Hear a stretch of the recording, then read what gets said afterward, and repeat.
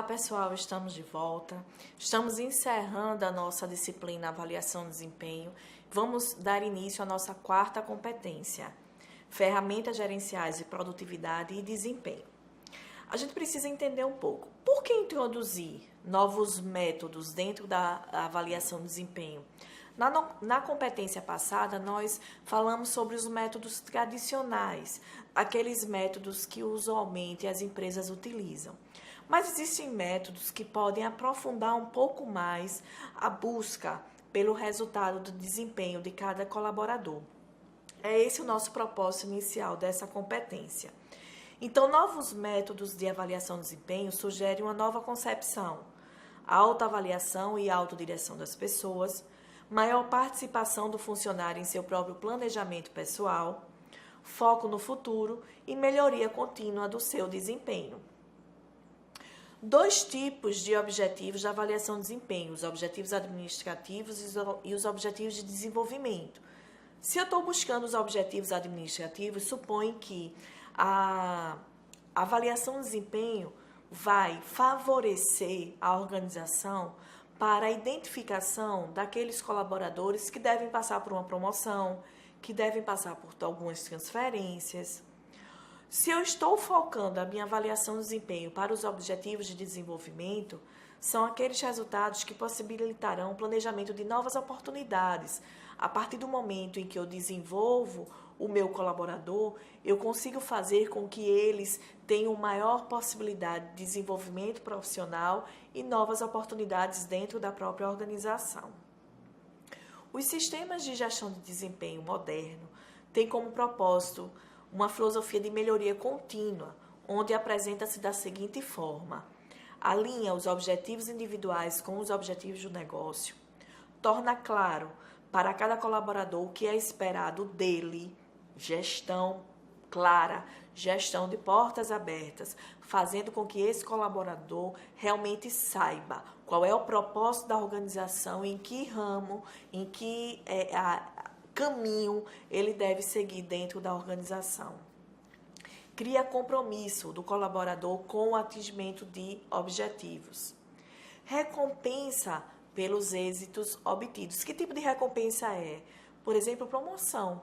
Então, a partir do momento que a avaliação de desempenho está sendo realizada e que eu identifico bons resultados, eu tenho um propósito de melhoria desse colaborador.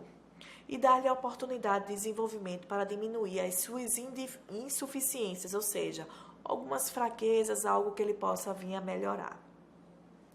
Alguns métodos são considerados os métodos modernos, que são eles: avaliação por objetivos, avaliação 360 graus e o Balanced Scorecard. A gente vai entender cada um desses agora. A avaliação por objetivos. Qual é a finalidade? Alinhar a atuação dos colaboradores com os objetivos estratégicos da organização. Mobilizar os colaboradores para o desenvolvimento desses objetivos. Fazê-los agir na concretização. De uma forma simples, clara e objetiva, pessoal. Avaliação para os objetivos. Eu tenho os objetivos da organização, o que a organização precisa alcançar, e eu preciso alinhar isso aos objetivos individuais de cada colaborador. Quando eu faço esse alinhamento, com certeza eu consigo êxito nos resultados alcançados. Esse processo de avaliação dos objetivos parte de alguns princípios. O primeiro é: o gerente e os subordinados se reúnem, conversam, estabelecem objetivos que devem ser alcançados. Existem responsabilidades diferenciadas do gestor e do avaliado, o seu subordinado. A ação individual do gerente proporciona apoio, direção, contribuição para o avaliado. E a ação individual desse avaliado é desempenhar as atividades. Então, imagina só, se eu alinho com o meu gerente os objetivos que eu preciso alcançar, se torna muito mais fácil para mim, como colaborador, alcançar esses objetivos. Características e objetivos dessa avaliação por objetivos. Orientar o desempenho das metas e objetivos previamente negociados e fixados, Procura cercar o colaborador de todos os recursos necessários para adequação consecução, medi-lo com medições adequadas e comparativas e procura dar consistência ao subordinado através de constante retroação e avaliação contínua. Sendo assim, esse tipo de avaliação de desempenho começa não pela apreciação do passado, ou seja, não necessariamente por aquilo que foi desenvolvido, mas é uma construção daquilo que vai ser desenvolvido. Então, por exemplo, de uma forma prática, esse formulário de objetivos pode acontecer, por exemplo, no mês de janeiro, para que no mês de dezembro a gente possa visualizar todo o desempenho do colaborador no exercício desse ano de atividade, para que a gente possa avaliar se os objetivos previamente estipulados em janeiro, por exemplo, foram alcançados. Outro tipo de avaliação é a avaliação 360 graus. Trata-se de uma avaliação feita de modo circular por todos os elementos que mantêm alguma forma de interação com esse avaliado. A avaliação 360 graus proporciona condições que o colaborador se adapte e se ajuste a todas as diferenças de demanda no seu contexto.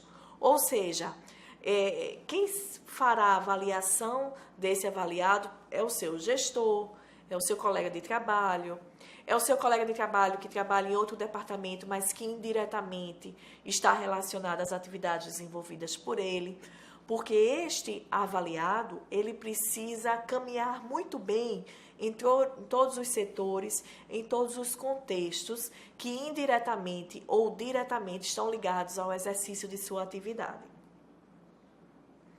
Existem alguns pontos a favor e contra a avaliação 360 graus. Vamos entender agora. O que teria a favor? O sistema é mais compreensível e as avaliações provêm de múltiplas perspectivas.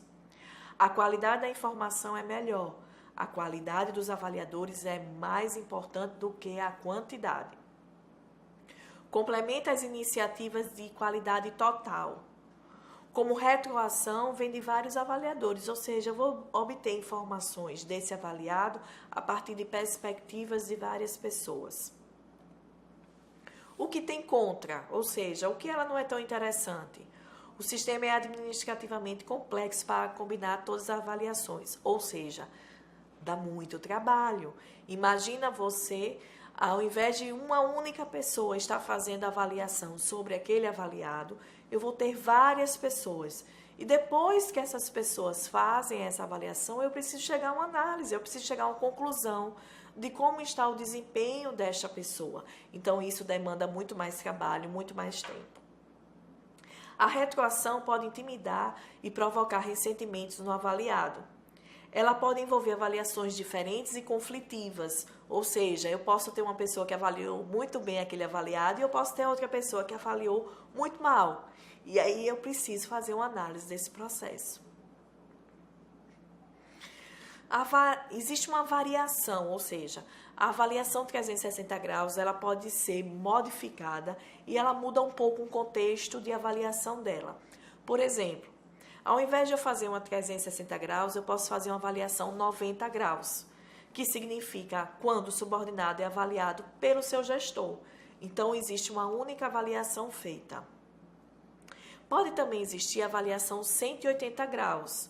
O gestor avalia o seu subordinado, mas este, por sua vez, também avalia o seu gestor, em termos de qualidade do serviço prestado, acompanhamento e feedback. E a avaliação 270 graus, quando o subordinado é avaliado pelo seu gestor e pelos seus pares. Vamos ao último método neste momento, que é o Balanced Scorecard. É um modelo de gestão que auxilia a organização a traduzir a estratégia em objetivos operacionais que direcionam o comportamento e o desempenho. Ou seja, se eu tenho o planejamento estratégico da minha organização, eu consigo, através desse método, estar direcionando o comportamento e o desempenho daquele subordinado. Traduz a estratégia da organização em objetivos, indicadores, metas, planos de ação e responsáveis, constituindo a base de um processo de monitoramento e gerenciamento. principal objetivo de avaliar a partir desses 4 processos é o resultado financeiro, é a satisfação do cliente, é o processo do negócio e as competências dos colaboradores. Então, o Balance and Scorecard, ele consegue visualizar nesses 4 critérios tudo que é essencial para que a organização alcance os resultados estipulados no planejamento estratégico dela. Sendo assim, o maior mérito do Balance and Scorecard consiste em chamar a atenção para que a saúde e o sucesso da organização sejam privilegiados a partir da deficiência e das competências detidas pelos seus colaboradores, que numa ótica de desenvolvimento futuro do negócio, quer do ponto de vista da gestão do relacionamento dentro da equipe de trabalho e entre funções diferentes. Neste momento, vamos fazer uma análise sobre o pós-aplicação da avaliação de desempenho. Eu escolhi qualquer forma que seja, eu escolhi qualquer método que seja, agora eu já tenho a ficha de avaliação de desempenho e agora, o que é que eu vou fazer com isso? Eu tenho os resultados que foram identificados e eu preciso repassar para o meu colaborador os resultados da avaliação de desempenho feita sobre ele. Então, o que é que eu devo fazer? A gente chama isso de entrevista de avaliação ou feedback. Ou seja, eu vou fazer uma entrevista de avaliação após a avaliação para dar todo o retorno sobre o resultado da ficha, que a gente chama isso de feedback. Então, é um processo de ajuda para a mudança de comportamentos inadequados, manutenção de comportamentos desejados e orientação para novos comportamentos. A partir do momento que eu vou dar o resultado da avaliação de desempenho dele, eu consigo dizer quais são os pontos que ele precisa permanecer, ou seja, que são bons, quais são os pontos que ele precisa melhorar no seu desempenho e que tipo de comportamento ele precisa modificar. Um administrador bem-sucedido assegura que cada pessoa na organização saiba o que ela espera dela. Então, imagina só, como eu posso cobrar do meu colaborador um determinado desempenho se ele não sabe ao que ele deve fazer ou se ele não sabe aonde ele deve chegar? É muito importante que essa relação seja uma relação clara e objetiva sobre o propósito do desempenho de cada colaborador. Qual seria o fluxo desse feedback? É muito importante que o trabalho, após um momento de sua aplicação e de sua análise, haja todo um processamento dessas informações. A gente chama isso de apuração dos resultados. Então, a partir da apuração dos resultados, eu chego a uma análise. Essa análise é passado em forma de feedback para cada colaborador, onde este, a partir deste momento, terá toda a oportunidade de mudança e permanência daquilo que está positivo. O avaliado precisa saber passar esses aspectos. No momento de feedback, não é um momento muito agradável para aquele avaliado. Então, o avaliador, ele precisa ter todo um critério de como chegar a este avaliado, como dizer aqueles aspectos que não estão muito interessantes no seu desempenho, no que diz respeito ao resultado da organização. O avaliado deve ser capaz de fazer uma boa avaliação e de captar esse feedback da melhor forma possível. Uma coisa que é muito importante e eu sempre gosto de reafirmar quando eu estou dando aula sobre avaliação de desempenho é que se o teu gestor chama você para dizer o que você tem de positivo e o que você tem de negativo, significa dizer que para ele, como também para a organização, ainda vale muito a pena você estar nessa parceria, você estar nessa organização. Então, vocês que um dia venham a participar de um momento de feedback, acreditem que isso é um momento de grande oportunidade de crescimento profissional e de amadurecimento profissional. Os objetivos da entrevista de avaliação podem ser destacados: oportunidade do gerente discutir o registro do desempenho de seu subordinado, explorar áreas possíveis de aprimoramento e crescimento, e fornecer a ocasião para identificar mais plenamente atitudes e sentimentos do subordinado e aprimorar essa comunicação, a comunicação entre seu gerente e o seu colaborador. Bom, pessoal, com isso nós concluímos a nossa disciplina Avaliação de Desempenho. Espero que vocês tenham gostado. É muito importante que vocês estudem todo o material, pois é uma disciplina com conteúdo vasto, que é muito importante que vocês analisem cada ponto que foi mencionado nas 4 competências.